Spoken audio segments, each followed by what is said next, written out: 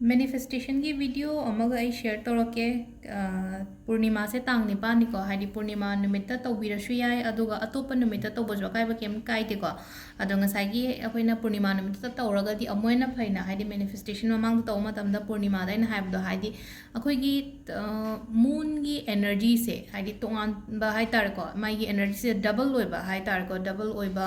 माइना लेबनिना हाइडी एना कैनोमा नीबा मतम ऐना कैनोमा खनबा मतमदा हाइडी यामना थुना फंगबा ओइबा हाइतारेको any kind of manifestation gumba ritual gumba tauba sugumba kanjida ko ado ngasi gi se ko not magic hena hai ko se haidi kishi ki daga tawgadam ne ko lang se sumaina angang ba gumba lobi ro shwe asang ba lor shwe ke sukai de ko thabain khang gi haraga di asang ba natraga angang ba gumba dumaina lobi be yai ko haidi adaga lairiki ke gi haraga sudum asang ba gumba se lobi yai ko sang ba angang ba ke su akai ba kem leite ko aduga sidi khatang yanare asang ba su oire hanga pan su oire ke no da sumaina khatang mix tawra su ke sukai de ko aduga relationship ki haraga na pink machu gumba tawbi ko lang se lang se ketang hai tare ko khara chawba lang loge su lopi ko sukai de ko ado sigi magi sangbagi changse ko ai gi sidagi na sibuk se hai tare ko khudom bidaina ko yi si kuka mu hai gadra sai buk se ko yi kenu ma pa se khuning ka kani khud ki kenu elbow ma pa se hai sugum bagi ahum ni ko ina lori se hai dinga sai gi sigi ai na sum hai di chorak pa ma hai tare ko ahum ma dai lori ko aduga akoi gi magi kibagi mawong lay ko kibagi mawong lay haragadi kibay mawong do sa talake pung kishi ki do ne ba kishi ki raga manifest do ne ba sigi pot se ko aduga icham cham no ko hadi kaino gadi lay ko spell lay ko si se akoina spell lay ba se si se witchcraft ki technique hai tare akoina manifest do se ko magi spell do hai budi hairake ko do hairak engo sum hair ko ade hadi meiteron da hai di yadabra kain english da hai english da meiteron da hai ba yadabra hang pa yai ko kashu kai te ko hadi meiteron da hai ba mawong da so hairake aduga akoina hadi magi actual spell gumba do son ge haraga so ko adum ba so ai description da irake ba sum hadi paraga son ge do solo na traga icham cham ba dum aina ningi ba do hai tare ko ai gi manu da gi tholok pa ai gi intention du da hai tare ko dum hadi aina khali ba mong do dum kishi ki huding ge dum nijara su yai ko ka su gai de ko sigi akoi gi note manifestation se thabak ama gi heta akoina manifest to bu yai ko ngasai hadi job ki khatang ne haibasu leite aduga exam ki khatang ne haibasu leite only relationship khatang gi ne haibasu leite ko aina hoji pami ba pot hai tare ko job ni khangde business te khangde aduga ai gi thabak se amoina growth le han ge khot ki kaina wakhan do aina khalli ba wakhan do adu da dum manifest to ba yai ko ado lang siri si da leire ko aina sai su hai petang hai gre ko ado lang se ki bagi mong le ko ki ba se 1 na kadai da ki gadam no aham ba horok pagi hadi number 1 gi note hai tare ko note hai ga di kishi ki ba ne ko adi kisi aham ba se karom side ta ki gadam no kisi ani su ba sina kadai da ki gadam no kisi ahum su ba sina kadai da ki gadam no hai ba do ko ai hai petang share tor ke ko sida chi ma lobi ro ko som so hai petang gyan su ta na ba aina smaina yek thoi smaina line ama jing thoi ko line ama jing horok pagi sina hadi ko machin aho ba sidna 1 iran 1 je ki rani ko machin aroi ba sidna 2 ki rani aduga 1 ga 2 ga gi mayai chap chana mu hadi akoina langdo dum hadi chingtho ga yong ba ahum sina sida ki ra se ba ko hai number 3 sina ko aduga number 4 sina nga sai gi 3 ga 1 gi mayai chap chana 4 ama lere aduga 3 ga 2 gi mayai chap chana 5 lere ko aduga 6 na kadai no 4 ga 1 gi mayai sida 6 aduga 5 ka 2 gi mayai sida 7 aduga 3 ga 4 gi mayai da 8 3 ga 5 ki mayai da 9 ko si se hai petang screenshot log su lobiro aduga aina boy ma du chingthok biro ko sigi pot sa ado amu smaina hang pasu ai ko hadi akoina spell tawba matam sida ko spell tawba matam sida akoina hadi english da natradi hai ba yadabra haina question sum hangpa yawe ko adu kashu kaide dum maitron da hai kashu kaide ko adu angangai haidi phajana spell gumba tawning boy taragadi ai description da spell do hapake adudagi yengaga dum haidi ko paraga tawbiyo be spell da su dum haipe ithokeran ta screenshot logera ko nangi phone da aduga ngasai ge ne cham cham na dum haidi meteron da hai bane na khalase ko aina ai gi iron da hai tare ko ado kamaina to khai first kai no to gadab se haidi kishi ki ba matam da aina pa me poto hana khanbiro ko haidi ki kiram dai se da hai tare ko kiram dai se da nang na pa me poto hana khanbira se ko aduga khalla matung da kamaina to gada ge hai kan se da ko aham ba ko ngasai na hai do khai maton som gi da kirak pa se da number 1 se som dai horok to na ko hadi si na machin ne na khalase ba machin ani se aman aroi bane khalase aman aho bane na khalase number 1 gi kisi se ki ba matam se da kamaina hai ga da ge hai kan se da ko ai job phange haina tauraga haidi ahambase aina kisanbiranina ai job phange haidi pura haidi nang belief amaga loina na tawgadamni ko si tawu matam se haidi kiba matam se la tashin ai job phange natraga ai gi sigi thabak se oire natraga sigi ai gi ama heta ko haidi aina hoju khalliba poto ko number 1 se kire ko aduga number 2 se suna kan dem horok toina ku 2 sina 2 se amu suna kan de kiraga haidi amu ku chap manana ai thabak phange thank you universe ko adudagi amu chap mana dum haidi smaina haidi sigi ko aina sa haigi ma'am se ko haidi ai thabak phange thank you universe natraga haidi thank you sorbungo ai thabak phange dai toroga dai toroga sida haiga damne ko si ma'am se haiba lura kan sida ko kamai to gadage da sigi langse ina paishan viraga ngatang hasida su ko hadi ngatang minute ani gumbadang hapetang khallo nang na pame poto aduga sigi pot se karai da tham gadam no hai matam sida ai ki lai khoram jaga ama leram ganina mandir ni khangde natraga hadi mandir natraga so ai ki pot ke lai matam ja gumba thamba khopal mai leraga di adugi kaino du da thambiro sigi lang se ko aduga nungti gi nang na duk thaba matam du da hadi aina ishor sigi mamang da thammagadi sigi pot se uragadi aina si kai gi thamgi bano haibagi ko hadi si su yaw na dum ningjare na aina nijare na pocha hadi si aina duk thaba matam kaino taw matam se da nung din gi ro nung ayuk gi oro na traga nung daweram gi oro ko si se hadi nung ti gi puja taw bi ani ga hadi si se phangdri ba dum thambiyo ba aina pamyo poto hai tare ko phangdri ba dum taw bi ba kai su kai de ado si sina hadi meteron da kai da hai ki ba gi leire ko ado spell gi oraga na kamaina taw ga da ge hadi ki su ki re ge ko handa khwai first ko machin se somdam leire ko number 1 se ana ki rese ko ado ki ba matam sida kamaina son gadab no hai kan sida ko actual spell hai tare ko magi ko sida hai do se ko by note of 1 note hara gadi ki ba ko by note of 1 my magic has begun ko by note of 1 my magic has begun by note of 1 my magic has begun adum anium la son biro ga adum sa aina kisi tam na ki ringe ko adum aina son be ai ba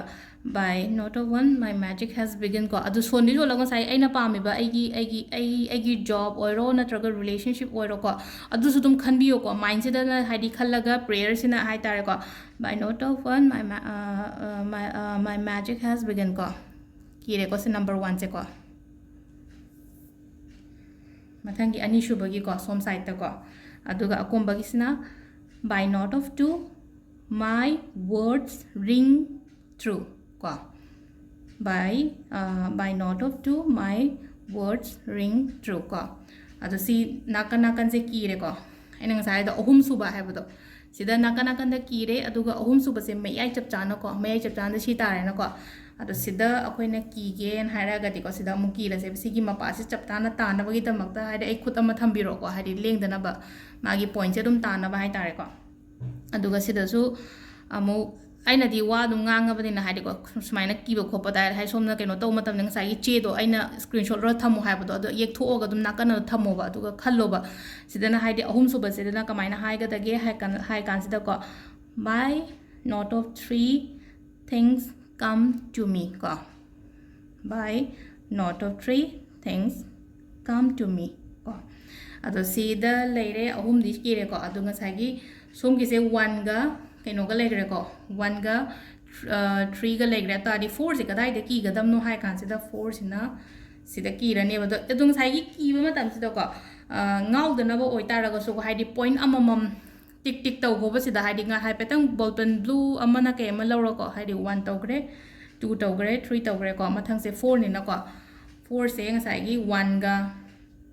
3 ga gi mayai chap chana hai tar ko 1 ga 3 ga gi mayai chap sana sida 4 se ko aduga 4 se akoina 4 gi keno se ki ba matam se da amuk hai de se ko by note of 4 I create more ko by note of 4 I create more silai ko duga mathangi sigi sina 3 ga 2 ga gi marak ko 3 ga 2 gi marak sita number 5 se oiden na ko number 5 ki spell sina muk saina kai hai ge hai kan sida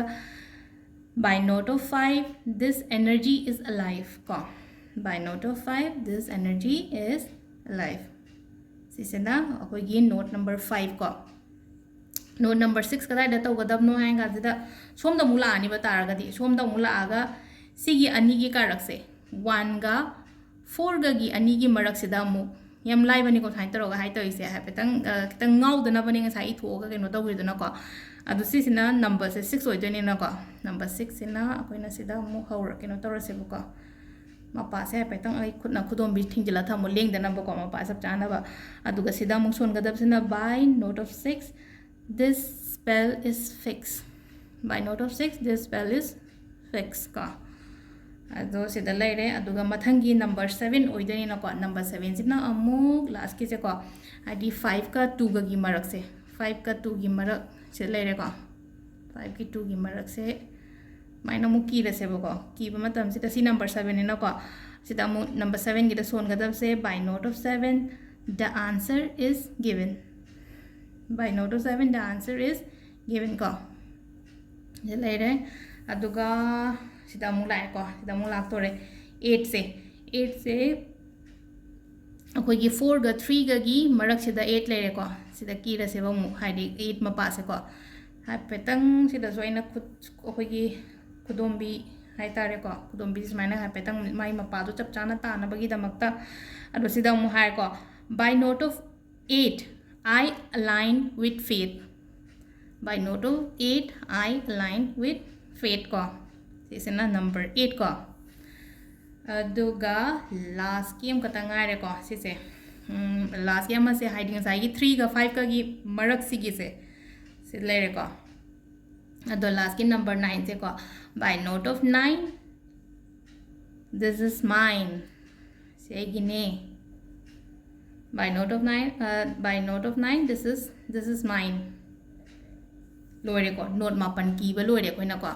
ado note mapan se ki ba lore kan se da hadi aduga prayer to bi ga da ba hai tare ko nang sigi pot se aigi mandir na traga aigi lai khoram jaga adi sigi ishor hai ba leite ko aina ningjari ba ishor du dagi adugi mapa adai du thambi ro ba dum hai aina kacha bane ba kaino ma sigi pot se aigi si thabak se phangjarage na ko aduga ai nukti duk thaba khotpa ma tawbodo adudam tawbi byare ko sise akoina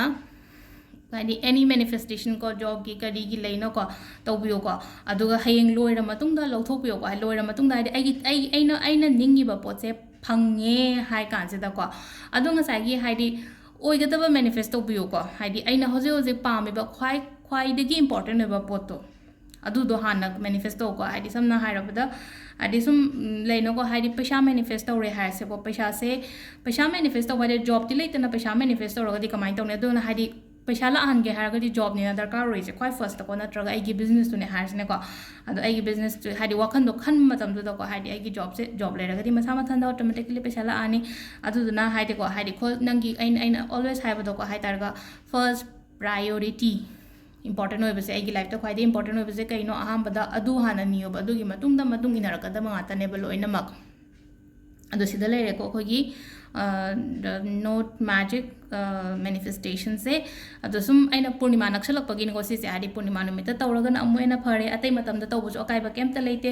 periods ka mari kem leina de ko haidi sida hangak pa haidi periods to ba ya da ko ado saina aina keno gumba candle gumba kai gumba thali je kitang energy se nungai na ko haidi phabala pa candle gumba than ba du gumba thabi be ai ko khoina keno masu gumba spell to gumba tam sida perfume go dum chai thokpi ba hai tare ko aina pham dori ba jaga du da ado ado sida hai se ko yum mangba natraga haidi periods ka adum tawbe ai ke shukai de manifestation ne like khurama ka tang ne aina haidi avoid to beyond hai ba de ko aduga sida hai se purnima loiraga su tawbada kai ba kem leite aduga haidi sum purnima hai hangjit na ab sum anoba manifestation ama tawse na tawbani ko si lere ko ngasi video se thank you